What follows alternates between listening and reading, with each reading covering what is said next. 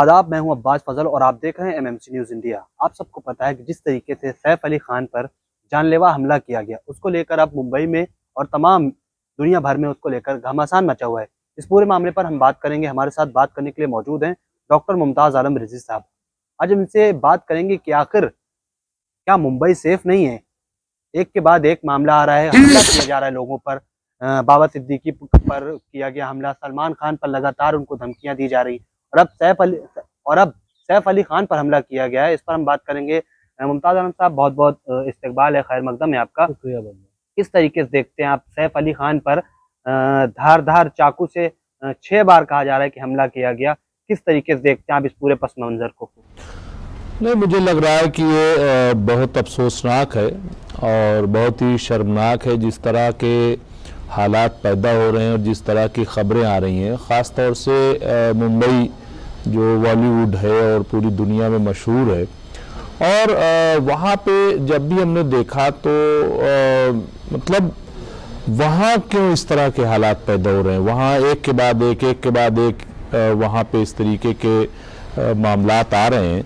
तो इस पे चाहिए कि जो सिक्योरिटी के लोग हैं और सरकार हमारी, वो इस पे गौर करे और देखे कि क्यों इस तरह से क्राइम बढ़ रहा है। इस तरह से अगर अटैक होगा तो जाहिर है कि ये ठीक नहीं है, और ख़ास तौर से फिल्म इंडस्ट्री के लिए। और फिल्म इंडस्ट्री में जब भी कुछ इस तरह का हादसा होता है तो जाहिर है कि उसका असर दूसरे कंट्री पर पड़ता है। और ख़ास तौर से आप देखिए कि ये जो सैफ अली खान है, वो अभी हाल ही में जो वज़ीर आज़म हैं नरेंद्र मोदी, उनसे मुलाकात करके आए और पूरी फैमिली गई थी वहाँ। करीना कपूर थी, उनके भाई और रिश्तेदार, तमाम लोग जो है वो कपूर फैमिली एक तरीके से, और उसका हिस्सा बन करके सैफ अली खान गए थे। तो वहाँ का बिल्कुल अलग ही दुनिया है, फिल्मी दुनिया, लेकिन उसको भी टारगेट किया जा रहा है। बहरहाल अभी जांच चल रही है कि क्या वजह है। अब उसमें ये आ रहा है कि साहब 1 करोड़ वो मांग रहा था। जो उनके यहाँ मेड थी, उसने सारा किस्सा बताया कि कैसे 2 बजे रात में ये छुप करके वो आया और फिर उसने पहले उस पर हमला किया मेड पर। जब शोर मचा तो फिर सैफ अली खान और करीना कपूर जो 12वीं मंजिल पे रहते हैं वो उतर के आए, तो सैफ अली खान पे फिर उसने अटैक किया। और मेड से पहले उसने कहा कि हमें 1 करोड़ रुपए चाहिए। तो अब ये जांच है कि 1 करोड़ है या इसके पीछे किसकी साजिश है या नफरत है, क्या है ये मतलब अभी इसकी जब तक जांच नहीं हो जाती तब तक कुछ भी कह पाना मैं समझता हूँ कि मुश्किल है। लेकिन ये कि एक गौर फिक्र वाली बात है, एक देखने वाली बात। मुमताज साहब, एक सवाल जो है वो बहुत अहम आया है इस बीच में, क्योंकि कुमार विश्वास ने अभी रिसेंटली एक स्टेटमेंट दिया था। उसके बाद से ही उसको, इस हमले को उससे जोड़ के देखा जा रहा है। क्या वाकई वो उनके बयान को इस हमले से जोड़ के देखना चाहिए? देखिए, ये तमाम सवाल उठ रहे हैं और सवाल उठाए जा रहे हैं, और उसकी वजह यह है कि तैमूर खान जो उनका बेटा है, और अभी जब पीएम नरेंद्र मोदी से मुलाकात करने के लिए कपूर फैमिली गई थी तो उसमें एक नाम बहुत चर्चा में था, और वो नाम था तैमूर खान का। पीएम मोदी ने पूछा कि तैमूर को क्यों नहीं ले आए, इस तरह से। तो वो नाम बहुत फेमस है, और अभी कुमार विश्वास ने उसी नाम को लेकर के टारगेट किया।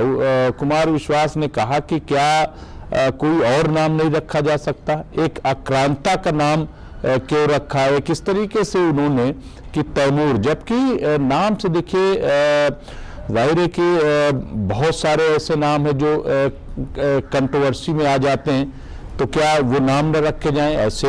तो इसलिए मुझे लग रहा है कि ये इतना बड़ा मसला नहीं था। लेकिन चूंकि हमने कहा ना कि नफरत, और कुमार विश्वास जो कल तक बहुत सेकुलर थे,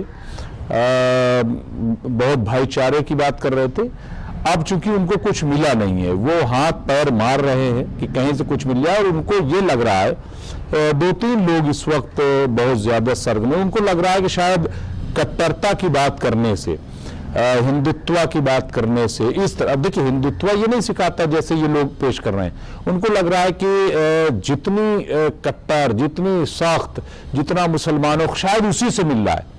ये उन्होंने कुछ देखा होगा कि कुछ लोगों को इस तरीके से वो आगे बढ़ गए, तो लेकिन इसका नुकसान क्या होता है। और कुमार विश्वास जैसे लोग जो अपने आप को धार्मिक कहते हैं, उपदेश देते हैं, ये आजकल ये कवि नहीं रह गए, शायर नहीं रह गए, आजकल ये जो है वो संत की भूमिका में आ गए, प्रवचन करने लगे हैं। तो प्रवचन में और उनको जाहिर है कि तालियां बजती हैं, तो अब लोग कह रहे हैं की तलाश में कुमार विश्वास नहीं, बिल्कुल। अब इनको जाहिर है कि इनको लगा भाई आम आदमी पार्टी से ये इसीलिए गए क्योंकि इनको राज्यसभा नहीं बनाया गया, बाकी पार्टियां पूछ नहीं रही, तो इनको लग रहा है कि बीजेपी जो है वो शायद कट्टरता की बात करने से, इस तरह की बात करने से बीजेपी हो सकता है इनको राज्यसभा भेज दे। तो ये तो है, अब मन में तो होता ही है, वरना मुशायरों में कभी सम्मेलनों में कहीं ये संचालन कर रहे थे, बहुत दिनों तक ये आज तक पर भी गए, वहां पे प्रोग्राम करते रहे, कभी कुमार विश्वास के नाम थे, इस तरीके से। तो अब उनको लग रहा है कि नहीं, हमें राज्यसभा में, क्योंकि हमारे साथी तो सब गए और हम रह गए, तो हम क्यों राज्यसभा न जाए। तो ये इसीलिए, और ये सब चल रहा है मीडिया में, आप देखिए। मुमताज साहब, एक सवाल ये है कि इस हमले को लॉरेंस बिश्नोई गैंग से जोड़ के देखा जा रहा है। हालांकि सैफ अली खान तो इतने कंट्रोवर्शियल नहीं थे जिस तरीके से सलमान खान थे, लेकिन फिर भी इसको यही कहा जा रहा है कि अब खबरें आ रही है कि लॉरेंस बिश्नोई की गैंग हो सकती है। क्या लगता है आपको, क्या वाकई ऐसा है? देखिए ये सही है, क्योंकि अभी देखिए सलमान खान पर इससे पहले हमला भी हुआ और सलमान खान टारगेट पे हैं, बाकायदा जो है सलमान खान को धमकी मिलती है। फिर इससे पहले बाबा सिद्दीकी का बाकायदा मर्डर हुआ है, और जिस तरीके से और उसमें नाम आ रहा था बिश्नोई गैंग का, तो जो खान फैमिली है, शाहरुख खान को भी धमकियां कई बार मिल चुकी हैं। तो पूरा जो खान इंडस्ट्री है, एक तरीके से कह ले, दरअसल उसको धमकी, और आप देखिए कुमार विश्वास ने दरअसल सबको धमकी दी है अगर देखा जाए तो कुमार विश्वास हो या बिश्नोई गैंग हो, ये तमाम लोग, बिश्नोई गैंग है, तब भी मैं समझता हूं कि ये सरकार के लिए बहुत बड़ा चैलेंज है कि अगर इस तरह से अटैक किया जाएगा। अच्छा, फिर आप शाहरुख खान को देखिए, सलमान खान को देखिए, सैफ अली खान को देखिए, भाई इनका कोई उस तरीके का नहीं है कि ये खास मजहब, ये कोई मौलवी नहीं है, कोई कट्टर लोग नहीं है, हाँ, ये तो मतलब आर्टिस्ट है।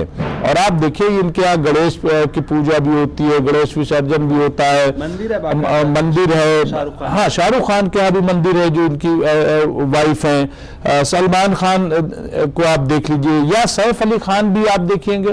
तो इसलिए इस तरह की चीजें मैं समझता हूँ तो ये सरकार के लिए। और मैं तो एक चीज ये कहता हूँ कि सैफ अली खान पे जो ये अटैक है, मुझे तो लग रहा है कि ये पीएम पे अटैक है, क्योंकि पीएम अभी बुला रहे थे और तैमूर का जिक्र किया, और सैफ अली खान ने पीएम की बड़ी तारीफ की। उन्होंने कहा कि साहब आज तक मुझे किसी ने इस तरह से इनवाइट नहीं किया, और जिस तरह से आप बोल रहे थे, तो अब इसके बावजूद अगर सैफ अली खान तो हाँ, तो मुझे लग रहा है कि ये सैफ अली खान पे नहीं, बल्कि ये तो पीएम पे एक तरीके से हम हमला इसको मान सकते हैं। ये बहुत ही अफसोसनाक। साहब, देवेंद्र फडणवीस जो कि अभी मुख्यमंत्री बने हैं महाराष्ट्र के, उन्होंने स्टेटमेंट दिया है कि मुंबई बिल्कुल सेफ है।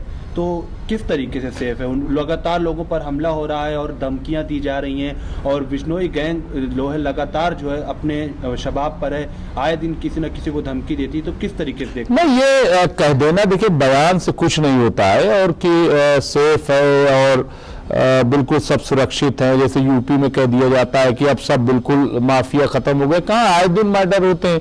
इसी तरीके से महाराष्ट्र में आप देख लीजिए, तो ये सेफ है, हो सकता है उनके लिए सेफ हो, लेकिन बाकी लोगों के लिए सेफ नहीं है। सैफ अली खान के घर में घुस जाना और ये इस तरीके से हमला करना, ये मैं समझता हूँ कि ये सुरक्षा में बहुत बड़ी चूक है।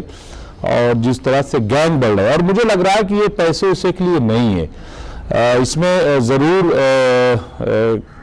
किसी बड़े आदमी का हाथ है, या क्या मंसूबा था, या तैमूर को टारगेट करना था, या जो भी है। मुझे लग रहा है कि सब इंक्वायरी होनी चाहिए, जांच होनी चाहिए, और जिसका भी हाथ है उसको सख्त से सख्त सजा मिलनी चाहिए। और ये कोई राजनीति का विषय नहीं है।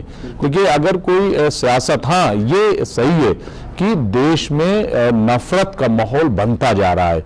आप देखिए कि जगह जगह नफरत जो है वो बढ़ती जा रही है। एक तो लोग परेशान हैं अपने हालात से। आप देखिए, चाहे बेरोजगारी हो, चाहे आर्थिक प्रॉब्लम हो, इस तरह से। तो एक तो ये, दूसरा ये कि नई नस्ल में जिस तरह से नफरत, और तीसरी चीज ये कि सरकार ऐसे लोगों को प्रमोट भी करती। कई लोग देखते हैं कि जो जूता चप्पल मारते हैं लीडरान को या किसी को, वो कभी हीरो बन जाते हैं। कभी गोली मारने वाले, भाई अतीक और अशरफ का कैसे मर्डर हुआ आप देखिए। अब उन्होंने क्या कहा, साहब मैं तो शोहरत पाने के लिए इस तरह की। तो मुझे लग रहा है कि ये तमाम चीजें ऐसी हैं जिस पर ब्रेक लगना बहुत जरूरी है, इसको रोकना बहुत जरूरी है। नफरत से कोई मुल्क विकास नहीं कर सकता, तरक्की नहीं कर सकता।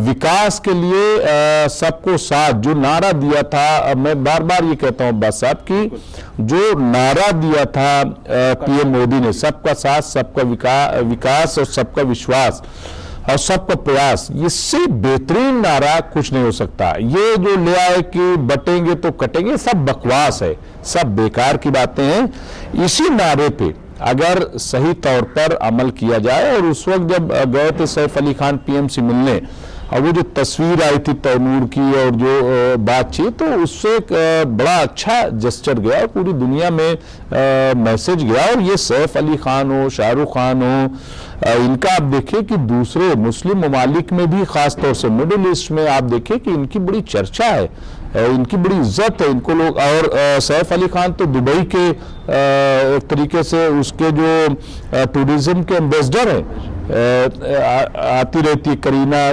कपूर और ये। तो इससे आप देखिए, मुझे लग रहा है कि ये बहुत ही खतरनाक है और इसकी जांच होना बहुत ज़रूरी है। इसमें किसी तरह की राजनीति ना हो। और मैं फिर एक बार कहूँगा कि कुमार विश्वास हो या कोई भी हो, नफरत की बात बिल्कुल बंद कर दें। क्योंकि देखिए, अगर आप इस तरह से करेंगे, नफरत फैलाएंगे, तो आप भी शिकार हो सकते हैं और कोई शिकार हो सकता है, हम शिकार हो सकते हैं। तो इस तरह से बातें नहीं करनी चाहिए। नफरत जितनी कम होगी उतना जो है देश जो है वो प्रगति की तरफ बढ़ेगा, तरक्की की तरफ बढ़ेगा। बहुत बहुत शुक्रिया मुमताज साहब इस अहम मौजू पर बात करने के लिए। शुक्रिया बहुत। तो देखा आपने, इस वक्त हमारे साथ बात करने के लिए मौजूद थे डॉक्टर मुमताज आलम रिजवी साहब। आज उनसे सैफ अली खान पर हमले को लेकर खास बातचीत कर रहे थे। ऐसे ही किसी अहम मुद्दे पर बात करने के लिए हम फिर हाजिर होंगे। हमें दीजिए इजाजत। शुक्रिया।